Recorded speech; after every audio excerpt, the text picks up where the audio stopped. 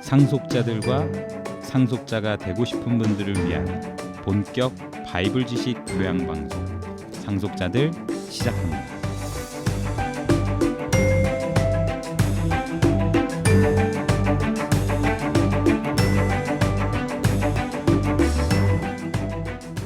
안녕하세요. 상속자들의 시호입니다. 안녕하세요. 정 원장입니다. 지난 장로들의 유전에서 저희가 이제 말씀 맡은 자의 주제로 내용을 한번 다뤄봤었어요.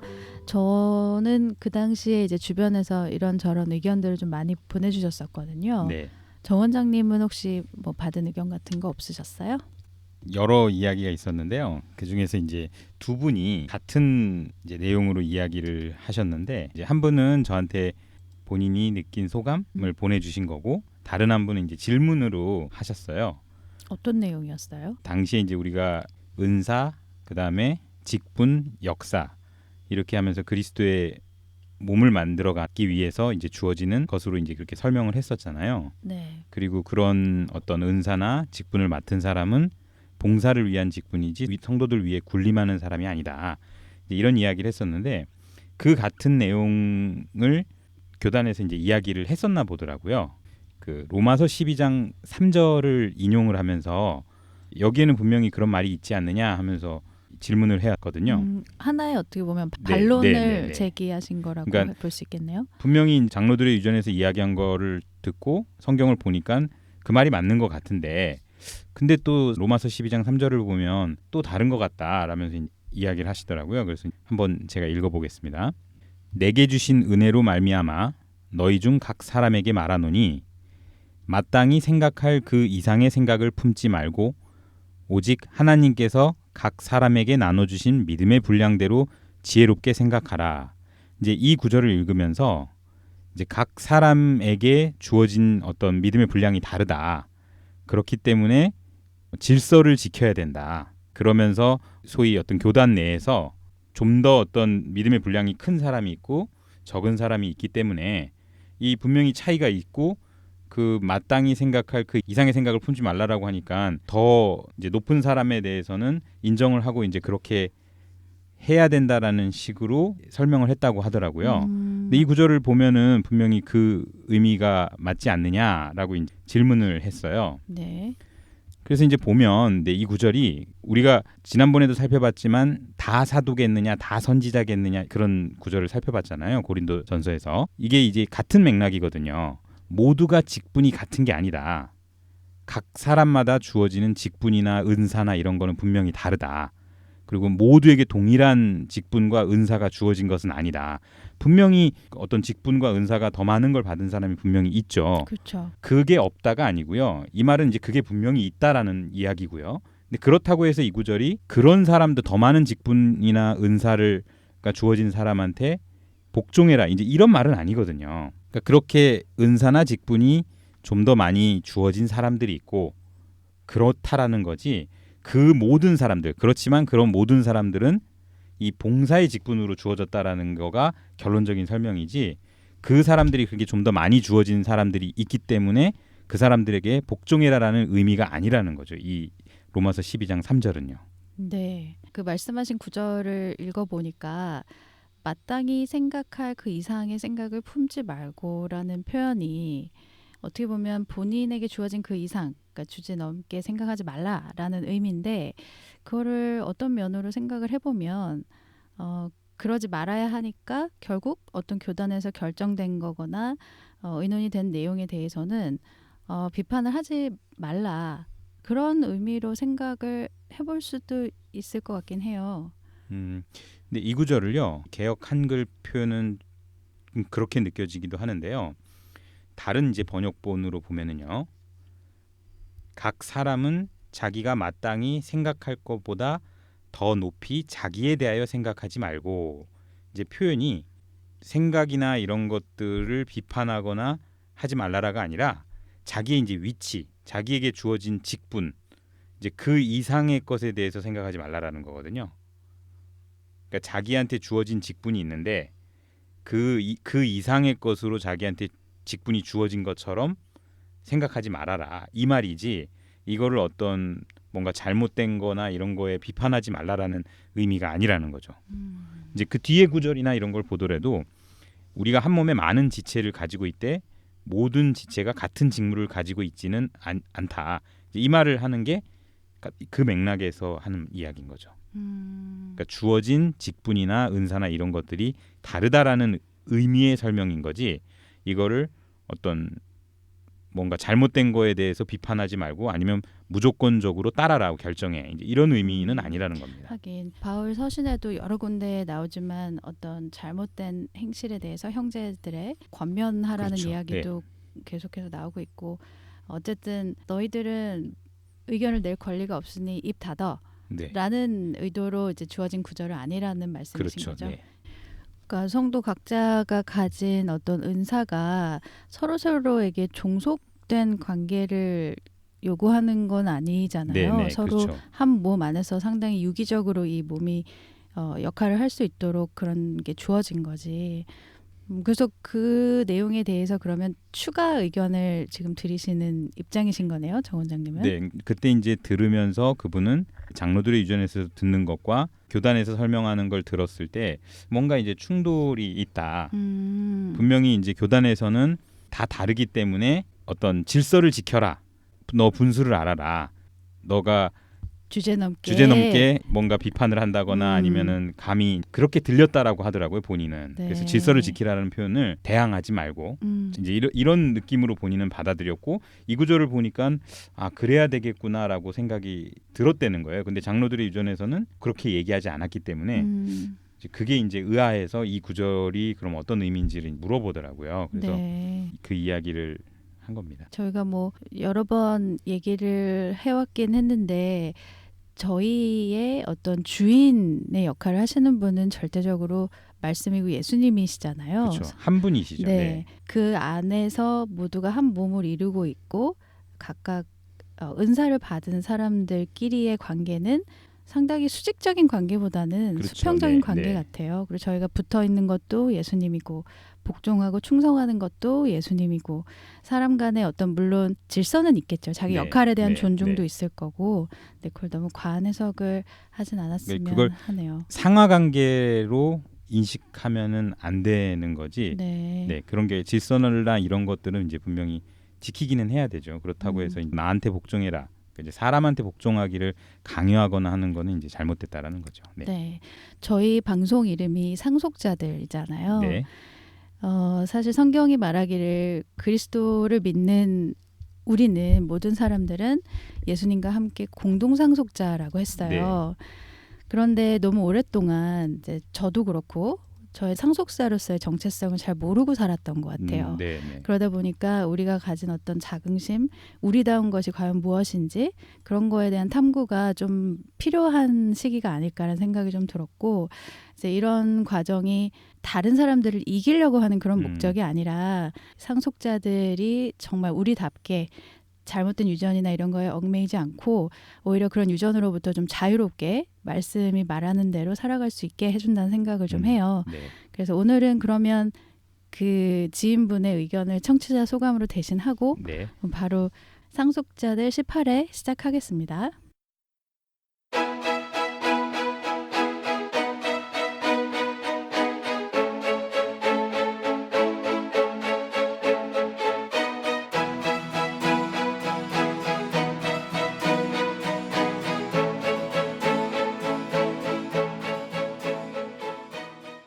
자, 오늘 상속자들 18회는 장로들의 유전 코너예요. 네.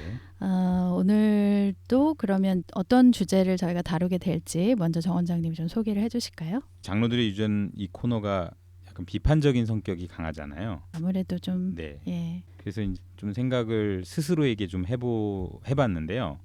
이게 뭔가를 억지로 비판하려고 굳이 유전도 아닌 거를 끌고 와가지고 좀 확대해서 유전인 것처럼 이렇게 소개를 하고 있지는 않나. 조 원장님이요? 이제 이런 생각을 해봤어요. 혹시 그러신가요? 아니요, 그런 거는 아닌데 혹시라도 내가 그런 마음은 아닌가 하고 이제 한번 생각을 해보긴 했거든요. 그래서 어쨌든 이 코너는 빨리 끝나면 좋은 것 같아요. 왜냐하면 이제 더 이상 우리에게 바로잡아야 할 유전이 없다는 의미가 되니까요.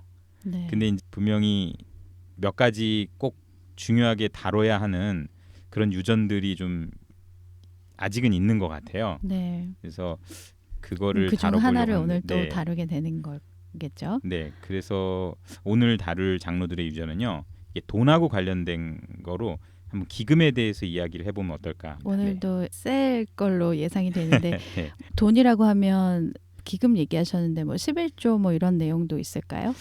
오늘은 이제 11조를 다루지는 않고요. 11조는 실은 이제 이 장로들의 유전 처음 시작할 때 11조를 하고 싶었는데 너무 큰 내용이라서 이거는 좀 나중에 다루고 오늘은 우리가 흔히 하는 이제 연보, 기금, 뭐 헌금 이제 이런 거에 대해서만 다루려고 합니다. 그러면 11조가 아닌 그럼 다른 돈에 관련된 헌금 내지는 이제 기금에 관한 유전들에 대한 얘기를 하게 될 것 같은데 방금 말씀하신 기금이라는 용어도 그렇고 뭐 헌금 또는 뭐 연보, 구제, 부조 뭐 이런 등등의 다양한 표현이 성경에는 등장을 하는 것 같아요. 네.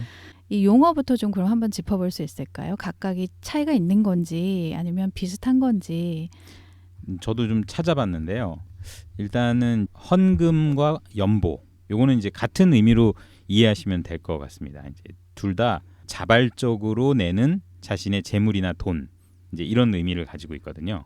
그래서 자발적으로 내가 내는 돈을 헌금이라고도 하고 연보 이제 이렇게 표현을 하고 있고요. 이렇게 내는 돈이 목적에 따라 달라지는 거예요. 예를 들어 이제 기금이라는 표현은 어떤 구체적인 목적이 있는데 그 목적을 위해서 내는 돈인 거죠.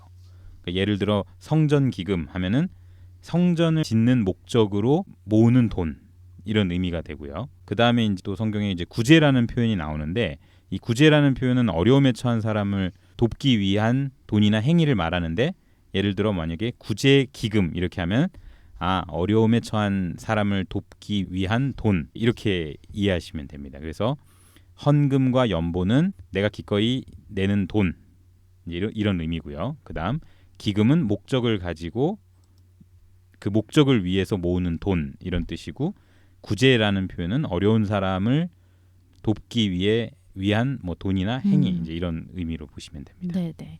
헌금이나 이제 연보라는 용어는 사실 교회에서 많이 들을 수 있는 용어인데 네. 기금이나 구제라는 용어는 사회적으로도 상당히 많이 그렇죠. 쓰이잖아요. 네네네.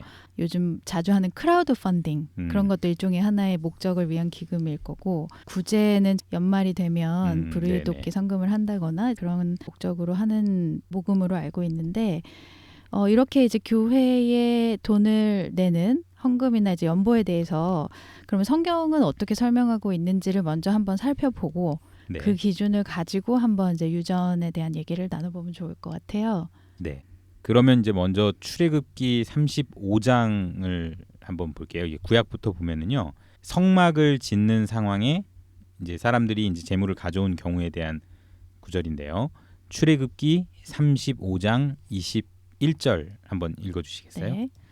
무릇 마음이 감동된 자와 무릇 자원하는 자가 와서 성막을 짓기 위하여 그 속에서 쓸 모든 것을 위하여 거룩한 옷을 위하여 예물을 가져 여호와께 드렸으니. 네.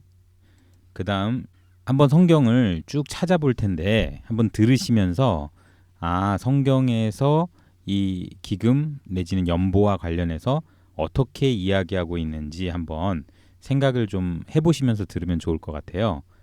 그 다음은 이제 출애굽기 35장 29절입니다.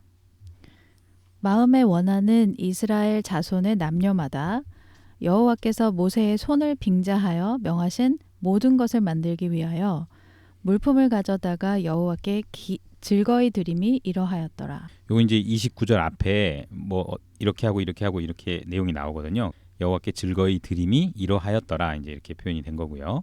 이제 요 출애굽기 35장 내용은 성막을 지을 때의 이야기고요.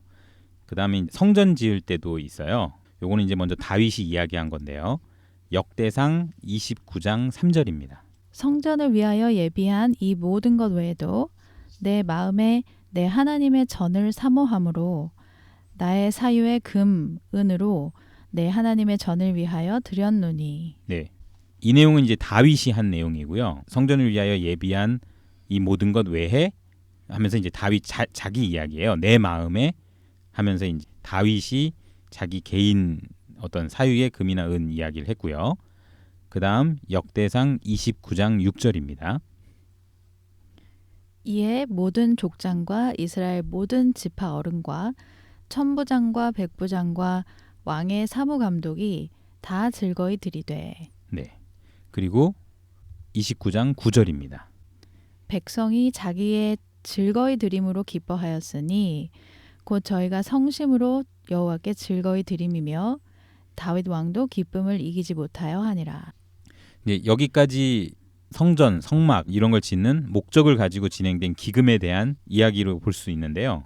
기금이란 말은 없지만 네네, 그렇죠. 사람들이 정말 일심으로 네. 돈을 모았던 그러니까 걸 볼 수가 성전, 있어요. 성막을 짓는데 주어지는 거니까 이제 기금에 대한 이야기로 볼 수 있는데 여기 정리해 보면 좀 두드러지는 표현이 좀 있었나요? 네, 있었어요.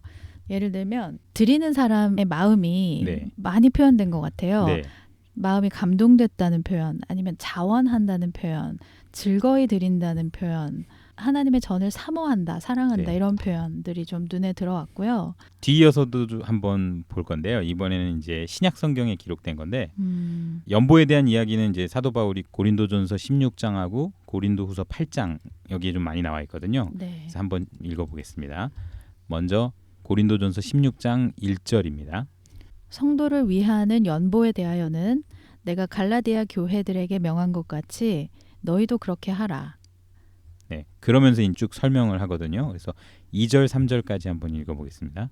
매 주일 첫날에 너희 각 사람이 일을 얻은 대로 저축하여 두어서 내가 갈 때 연보를 하지 않게 하라. 여기 표현 보면 좀 잘 이해가 안 돼. 일을 얻은 네. 대로가 뭘까요? 요거를 다른 표현으로 하면은요. 하나님께서 번성케 하신 대로. 그러니까 예. 이익을 얻은 대로. 네네네. 아 예. 그러니까 매 주일 첫날에 너희 각 사람이 어떤 이익을 얻은 대로. 그러니까 이익을 얻었으면 네. 그걸 저축을 해서 네. 연보를. 하나님이 번성케 해주신 대로 이제 따로 모아놔라 이런 이야기고요. 3절입니다. 내가 이를 때에 너희의 인정한 사람에게 편지를 주어 너희의 은혜를 예루살렘으로 가지고 가게 하리니. 이제 우리 개역 한글에서는 바울이 도착할 때 너희의 인정한 사람한테 편지를 주어 가지고 여기서 보면 너희의 은혜를 예루살렘으로 가지고 가게 하리니 이렇게 표현이 되어 있거든요. 그래서 은혜가 다른 번역본을 보면은 위로금, 너희들이 모아놓은 그 연보를 이렇게 이제 표현을 해놓은 겁니다. 이 고린도전서 16장 내용을 보면은 어떤 게 좀 다른 것 같아요? 바울 사도가 이제 갈라디아 교회도 이런 이야기를 한 것 같아요. 네, 그러니까 연보를 내는 어떤 방식에 대한 것 같은데 네, 일시적으로 확 걷어서 가는 것보다는 미리미리 이제 저축을 해두고 그래서 급하게 네. 준비하지 않도록 미리 모금을 해두면 좋겠다라는 얘기인 것 같은데요. 네. 그리고 이제 고린도후서인데요. 고린도후서 8장 2절입니다. 환난의 많은 시련 가운데서 저희 넘치는 기쁨과 극한 가난이 저희로 풍성한 연보를 넘치도록 하게 하였느니라. 실은 전 이 구절 보면서 이 구절은 성경에 재발견해서 다뤄야 될 구절이 아닌가. 왜요? 여기 잘 보시면요. 환난의 많은 시련 가운데서 그다음 저희 넘치는 기쁨과 극한 가난이 저희로 풍성한 연보를 넘치도록 하게 하였으니까 연보를 넘치도록 하게 한 게 뭐죠? 뭐가 연보를 기쁨과 가난이요. 네, 그러니까 기쁨하고 가난이 연보를 넘치게 하게 했다는 거예요. 그러니까 네. 너무 이상하잖아요. 그러니까 기쁨이 그랬다라는 건 좀 이해가 되는데, 그러니까 가난이라는 건 이제 말 그대로 낼 게 별로 없는데도 네, 어떻게 연보가 풍성해질 수 있느냐. 그러니까 라는 여기 보면은 말씀이신 거예요? 기쁨과 가난이 연보를 넘치도록 하겠다라는 게 너무 이해가 안 가는 거예요. 그래서 다른 번역본을 보니까 기쁨이 넘치고 가난한 중에도 연보를 넘치게 하였다. 네. 그러니까 결국엔 기쁨이 넘쳐가지고 가난하지만 연보를 넘치게 했다. 이런 의미더라고요. 그런 표현들을 좀 보면 네, 연보가 풍부하다, 풍성하다라는 네. 표현이 액수와 관련된 것보다는 네. 그들의 마음가짐에서 우러나오는 네, 네. 것에 대한 얘기를 더 하는 게 본질이 아닌가 싶기도 하네요. 네. 음, 그다음에 8장 3절입니다. 내가 증거하노니 저희가 힘대로 할 뿐 아니라 힘에 지나도록 자원하여. 네. 요것도 보면 이제 힘대로 했다. 그러니까 능력에 따라 하고 그 그다음에 이상으로 능력 이상으로 자원해서 자원을 했다. 했네요. 네. 여기서 이제 중요한 건 자원해서 했다라는 거죠. 그럴 때가 있긴 있어요. 그쵸. 종종 자주 있는 일은 네. 아니지만 정말 마음에 감사가 넘칠 때 네. 제가 제 상식으로는 할 수 없는 어떤 그런 마음이 생길 때가 그렇죠. 있어요. 그렇죠. 네. 네.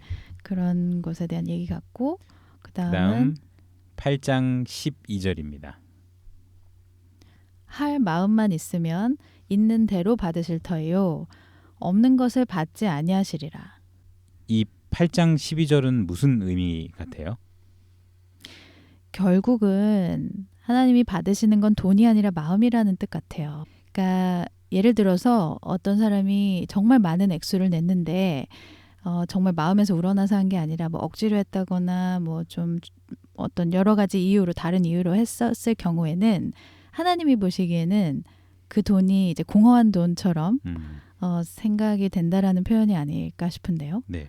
그 보면은 할 마음이 있으면 그러니까 있는 대로 그러니까 본인이 가진 대로 한 거를 받으시지 없는 거를 받지는 않으신다. 즉 여기서 이제 없는 게 할 마음이 없는 거는 받지 않으신다라는 의미인지. 그다음은 또 이제 고린도후서 9장 5절입니다. 고린도서에 이런 내용이 많이 몰려 있네요. 네, 네. 고린도 교회가 연보를 잘 안 했나? 네, 9장 5절요. 이러므로 내가 이 형제들로 먼저 너희에게 가서 너희의 전에 약속한 연보를 미리 준비케 하도록 권면하는 것이 필요할 줄 생각하였노니 이렇게 준비하여야 참 연보답고 억지가 아니니라. 그다음 고린도후서 9장 7절입니다. 각각 그 마음에 정한 대로 할 것이요 인색함으로나 억지로 하지 말지니 하나님은 즐겨내는 자를 사랑하시느니라. 그리고 이제 마지막인데요. 로마서 15장 25, 26절입니다.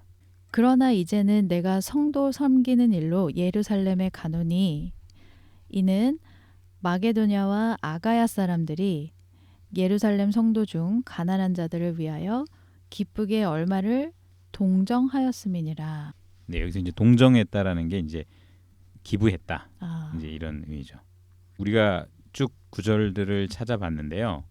한번 정리를 해보면은요. 일단 목적을 생각을 해보면은 복음을 위해서 연보를 하는 거.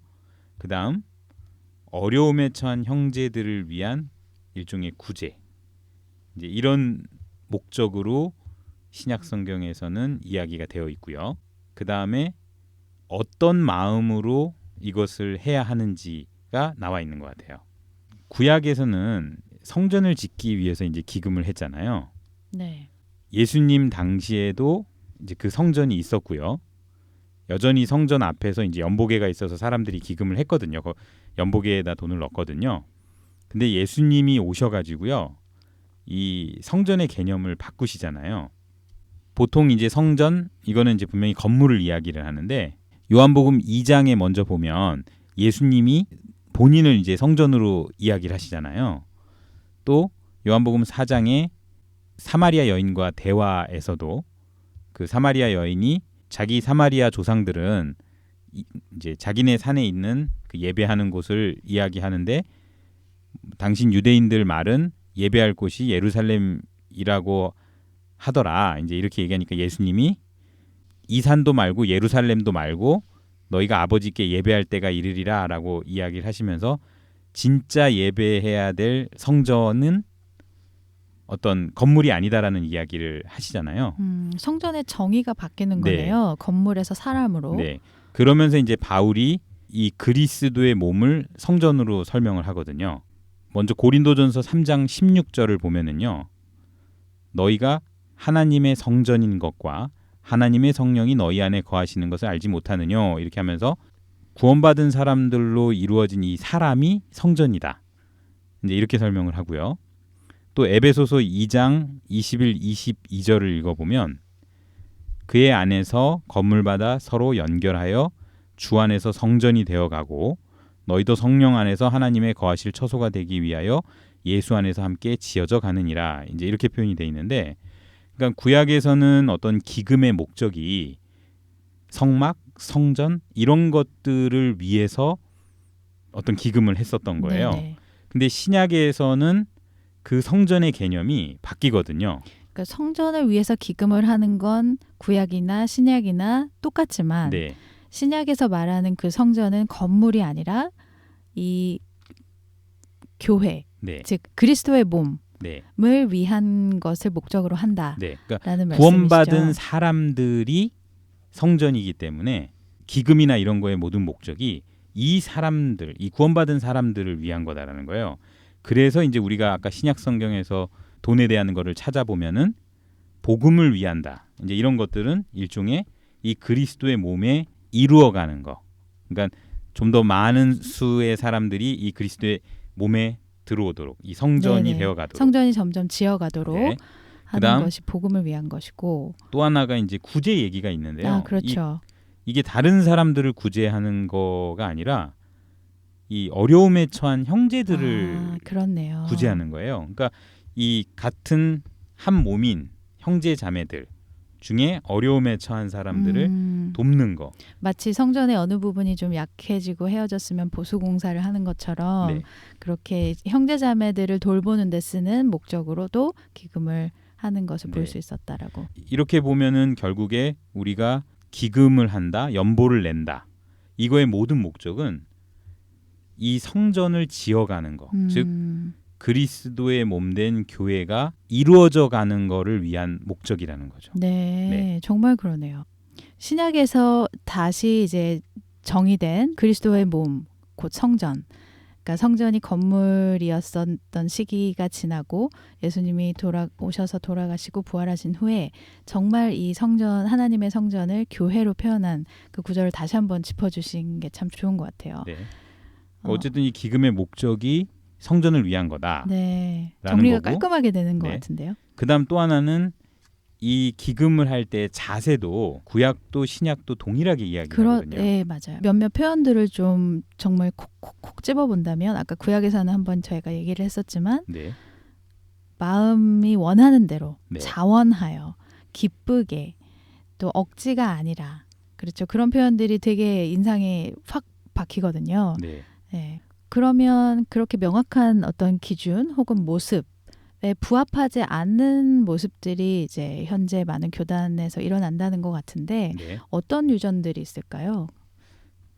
이제 이건 두 가지로 좀 봐야 되는데요.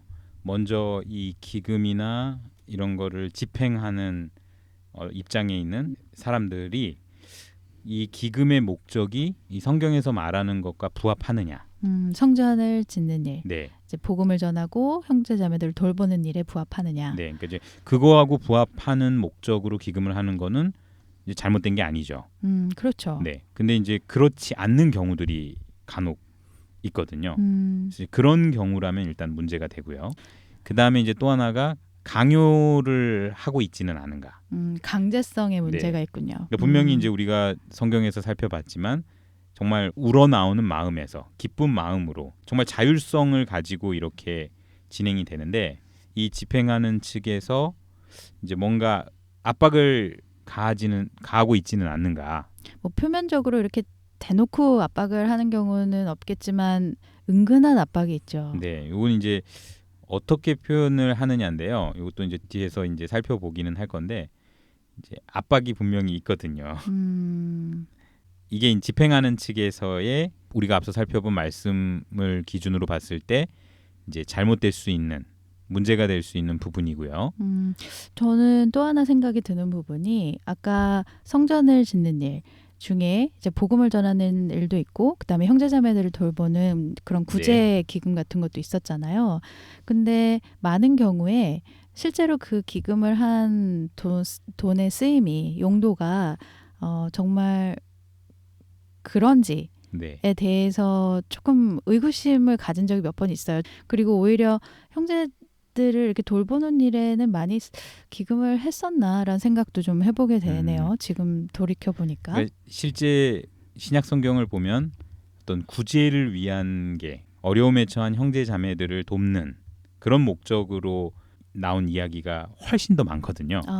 근데 실제 이제 기금에서 그런 목적을 가지고 이제 돈이 쓰였는지 이제 이걸 생각을 해보면 한번 충분히 생각해볼 문제인 것 같기는 네. 해요.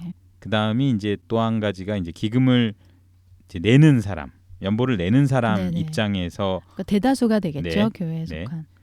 앞서 살펴봤다시피 성경에서는 분명히 자발적인 마음으로 했거든요. 네. 근데 본인이 정말 자발적인 마음으로 하고 있는 건지 네. 이거를 생각을 해봐야 돼요.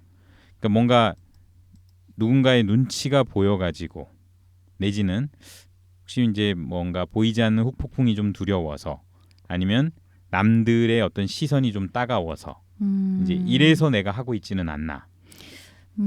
그렇네요. 예전에 그 성경에 쓰여져 있던 시기에는 계좌이체가 없었잖아요. 네. 그래서 이제 연보궤라는 게 있었고 거기에 사람들이 이제 시시때때로 이제 갖다 넣을 거란 말이에요. 네. 근데 요즘은 대부분 계좌이체를 하기 때문에 아니면 네. 어떤 데는 이제 또 신용카드로도 이제 받기도 하던데 그건 기록에 남잖아요. 네. 그럼 누가 했고 누가 안 했고 이런 것들이 드러난단 말이에요. 참 그런 것 때문에 눈치가 보이는 경우는 있을 것 같아요. 제가 예전에 기금을 하러 현금을 찾아가지고 간 적이 있어요. 네. 그랬는데 이제 제가 딱 내니까 이름이 뭐냐고 물어보더라고요. 그래서 왜요? 그랬더니 기록을 해야 된다는 거예요. 그래서 아니 그냥 익명으로 해주세요 하고 저는 그냥 말았거든요. 근데 이제 그렇게 이제 이름이 기록이 되면 누가 얼마를 했고 이제 이런 것들이 다 드러나잖아요. 그러다 보니까 안 하면 괜히 남들의 시선이 좀 따가워가지고 더 하게 되고 마지못해 그러셨어요? 하게 되는 경우들이 있었던 것 같아요. 아, 근데 이제 그러셨구나. 그런 것들이 일단은 한 가지 생각을 해봐야 될 부분이고요. 또 하나는 이번에 기금을 안 하면 내가 벌을 받지는 않을까? 이제 이런 두려움에. 그런 건 좀 있죠. 그러니까 이제 아무래도. 이런 사람도 있어요. 내가 기금을 안 했더니 내가 병에 걸린 거예요. 아, 그 병에 그러니까 걸린 병에 이유가 걸린 게 기금을 안 해서 그렇다. 아하. 이제 그래서 이제 기금을 해야겠다. 또 내지는 교통사고가 났는데 내가 기금을 안 해서 그렇다. 아. 이제 이렇게 인식을 하게 되는 거예요. 네. 근데 이 인식을 누가 만드느냐? 음. 집행하는 측에서 이런 인식을 만들어 가지고 괜히 압박감을 준다거나 그러니까 이제 이럴 때 막 하는 표현이 그리스도인에게 우연은 없다. 이제 이러면서 그 뭔가 이제 일어나는 모든 네, 일들이 이유가 있을 것이고 네, 그러니까 감기에 걸려도 너가 감기에 걸린 건 이래서 그래 분명히 하면서 널 이제 돌아봐야 된다는 징조야. 그러니까 이제 그런 모습이 분명히 없는 건 아닐 테지만 네. 이 기금을 하게 하는 목적으로 그런 식의 표현이 쓰이면 안 된다는 거죠. 왜냐하면 우리가 성경에서 살펴본 바로는 정말 우러나는 마음에서 네. 자원하는 마음에서 해야 되는 게 맞거든요. 그렇죠. 혹시나 안 좋은 일이 생길까봐라는 그런 마음도 누구에게나 내재되어 있는 좀 기복 신앙의 네네, 그쵸. 정서 같아요. 네. 꼭 어떤 집행부에서 그런 상황을 연출한다거나 그러지 않더라도 그런 마음으로 하는 사람들이 있죠. 괜히 마음이 좀 찔리고 더 해야 복을 받을 것 같고 네. 그런 게 있잖아요. 근데 어쨌든 성경에서 말하는 건 그런 마음이 아닌 거죠. 예. 네. 그다음에 이제 또 한 가지가 보통 기금이나 연보를 내고요. 내신 분들이 어떻게 이야기하냐면 내가 낸 거는 하나님한테 냈다라고 이제 생각을 해요. 그래서 그게 이제 그 말은 틀린 말은 아니죠. 네, 그거 그렇죠. 근데 그렇기 때문에 이게 정말 그 목적에 맞게 쓰였는지 아니면 다른 목적으로 쓰였는지를 확인을 안 하는 거예요. 솔직히 확인할 만한 그런 어떤 시스템이 있을까요? 그러니까 이제 실은 집행하는 쪽에서 이제 분명히 그런 거를 밝혀줘야 되는데 그런 거를 밝혀주지 않는 경우가 대부분이고요. 다 믿으니까요. 서로 신뢰하고. 그렇죠. 이제 그러면은 상관이 없는데 정말 서로 신뢰할 만큼 이제 그러면 상관이 없는데 실은 이제 그렇지 않은 경우들이 많거든요. 그러니까 그렇기 때문에 투명하게 이제 어떻게 집행이 됐는지 그 돈이 어떻게 쓰였는지를 이제 공개를 한다거나 내지는 그런 것들에 대해서 확인을 하고 싶어하는 사람이 있으면 확인을 해주거나. 그렇네요, 정말. 네. 이거를 이제 하나님에게 냈다라고 생각을 하고 그냥 그 다음은 나는 몰라 이렇게 하면 혹시라도 그 돈을 다른 용도로 집행부에서 쓰고 있다라면 그것도 일종의 그 형제가 잘못된 게 돈을 쓰고 있는 거를 방치하는 게 되는 거거든요. 만약에 그 목적이 결과적으로는 네. 복음을 전하는 거나 아니면 형제를 돌보는 목적이라면 처음 공표했던 목적과 조금 다르다 하더라도 그거는 낸 사람들이 어느 정도 좀 이해를 그렇죠. 하지 않을까요? 네, 그런 거는 그럴 수 근데 있죠. 아예 밝히지 않는다는 거를 문제 삼으시는 거죠. 이제 밝히지 않고 실은 이제 다른 목적으로 쓰이는 경우가 대부분의 교단에서 이런 게 많죠. 실은. 하긴 네. 저도 뭐 많진 않지만 기금을 한다고 했을 때 이제 좀 거들고 했었는데 한 번도 그 사용 내역서라고 하나요? 네. 그런 걸 들어본 적은 없었던 것 같네요. 이제, 만약에 이제 그런 것들이 이제 설령 밝혀졌다 하면 네. 그러면 그럴 때에 이제 그러면 형제자매들이 할 수 있는 건 뭐가 있을까요?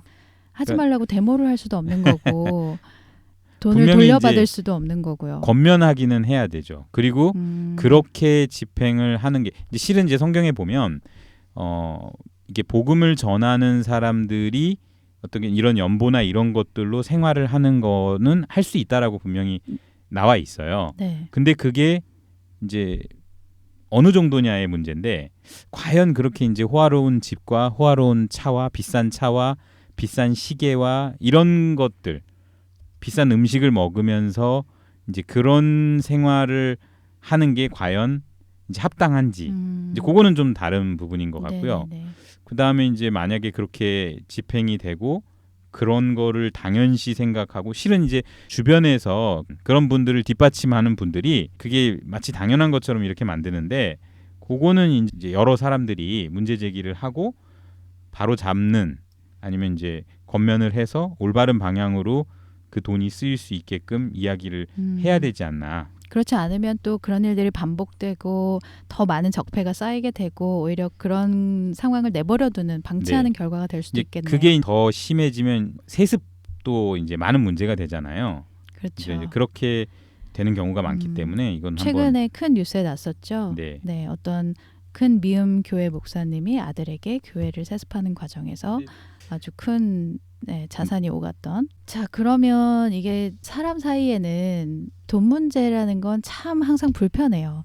그런데 교회 안에서 교단 안에서도 또 이런 문제들이 생긴다면 참 교회로서는 어떻게 보면 불편을 넘어선 부끄러운 일이 될 수도 있는데 성경은 기준과 목적에 대해서 아주 명확하게 말하고 있고 내는 사람이나 받는 사람이나 그 사람들의 마음가짐에 대해서도 아주 클리어하게 설명을 해놨는데도 불구하고 네. 이런 여러 가지 불편한 유전들이 어떻게 해서 일어나게 된 걸까요? 이제 저희가 이제 장로들의 유전을 하면서 항상 결론이 똑같은데요. 일단은 이제 성경에 어떻게 나와 있는지를 우리가 이제 안 봐서 그런 경우가 너무 몰라서. 그죠? 네. 그러니까 성경에 뭐라고 돼 있는지를 모르니까 이게 이렇게 하고 있는 행위가 옳은지 그른지를 좀 판단을 못했던 것 같고요. 요즘에는 성경을 검색하는 거나 아니면 다른 번역본을 보는 거가 굉장히 이제 수월해졌기 때문에 한 번씩 어떤 그런 키워드를 쳐가지고 성경에서 뭐라고 나와 있나 이렇게 검색을 해서 다른 번역본하고 비교해서 보면 이게 과연 옳은지 그른지 성경과 맞는지 아닌지를 좀 알 수 있을 것 같아요. 네. 근데 이 문제도 일단은 첫 번째는 이제 성경을 우리가 잘 모르기 때문에 성경에서 뭐라고 하는지 이걸 정확하게 알지 못하다 보니까 주변에서 이제 어떻게 해야 된다라고 하는 사람들의 말만 듣고 이제 해오던 것들이 일종의 굳어진 그래서 이제 일종의 유전이 돼버린 경우인 것 같고요. 또 한 가지가 많은 사람들 속에 내재된 어떤 기복신앙. 네. 앞서 이야기했지만 뭔가 내가 몸이 아프거나 안 좋은 일이 생기면 이제 이런 일은 이래서 그럴 거야. 뭔가 내가 안 해서 그럴 거야. 기금을 안 해서 그럴 거야. 이제 이런 식으로 생각을 해서 억지로라도 해야 되는 거 아닌가 이제 이런 식의 어떤 기복신앙에서 기인하는 그런 그렇죠. 마음에서 하는 경우. 네. 이러다 보니까 역시 이것도 좀 굳어진 것 같고요. 그것에 대해서는 성경이 정말 명확하게 표현하지 않았어요. 아까 억지로 내는 건 참연보가 아니다. 네. 또 이제 분명히 본인 형편에 맞게끔 내게도 이야기가 나와 있거든요. 어떤 그러니까 이제 액수에 그 연연하지 않고. 그쵸, 네. 근데 꼭 어떤 액수를 채워야 된다든지 네네네. 이제 뭐 이런 압박감 그러다 보니까 막 대출을 받기도 하고 막 이런 모습이 있기도 하거든요. 네네. 그러니까 이제 이런 거는 그래도 뭔가 바람직하지 않지 않나. 음. 물론 내가 정말 마음이 너무 기뻐서 한다라고 하면 정말 본인의 어떤 형편보다도 더 많이 할 수도 있을 거는 네. 같아요. 근데 그런 거는 잘못된 거는 아니죠. 근데 음. 이제 억지로라든지 내가 벌을 받지 않으려고 음. 뭐 이런 혹은 어떤 이유로 강요에 의해서. 네, 이런 이유로 하는 거는 이제 분명히 바람직한 거는 아닌 것 같고요. 예. 자, 오늘은 헌금과 기금에 대한 내용들을 어찌 보면 아주 명쾌하게 좀 정리를 할 수 있었던 것 같아요. 많은 구절들을 저희가 찾아봤는데 저는 고린도서 9장 5절이 상당히 마음에 팍 왔거든요. 그러니까 억지로 하지 않는다라는 그 내용도 그렇지만 그 중에 이제 미리 준비하는 것이 필요하다고 생각했다라는 그 바울의 얘기가 미리 준비한다라는 거에 담겨 있는 어떤 그 마음이 뭘까? 그러니까 늘 관심을 가지고 있고 늘 그 기쁨을 상기시키고 그 감사한 마음으로 드릴 수 있는 그런 생활을 할 수 있는 사람이라면 정말 부럽다 이런 사람 그런 사람이 되고 싶다라는 생각을 가지게 한 구절이었어요. 아까 정 원장님이 처음에 이 코너 할 수 있으면 좀 빨리 문을 닫았으면 좋겠다 그런 얘기를 하셨는데 이제 저도 일정 부분은 공감을 해요. 아마 정 원장님이 이제 아무래도 비판적인 그런 역할을 많이 할 수밖에 없는 위치다 보시니까 마음이 많이 무거우신 것 같아요. 근데 또 한편으로는 이런 문제의식을 또 저희가 가지고 성경을 근거로 해서 그동안 가지고 있었던 가치 체계를 좀 바로 잡고 또는 이제 확장을 시켜서 현재 이런 현상들을 좀 정확하게 바라보게 해주는 장점도 있다고 생각을 하거든요. 그래서 기회가 된다면 바울이 전해준 유전과 전통에 대한 코너도 하나 했으면 하는 마음이 네. 있어요. 그 고린도서나 데살로니가에 보면 내가 너희에게 이런 전통, 이런 유전을 알려주지 않았냐. 그런 걸 너희가 참 잘 지켜서 너무너무 칭찬한다. 이런 아주 훈훈한 내용들도 있는데 그런 착한 유전들도 좀 살펴보면서 어떤 바람직한 자세를 좀 가지면 좋은지 그런 걸 살펴보는 날도 왔으면 좋겠네요. 자, 여기서 상속자들 18회를 마무리를 하고요. 다음에 또 찾아오겠습니다. 청취해주신 여러분 감사합니다. 감사합니다.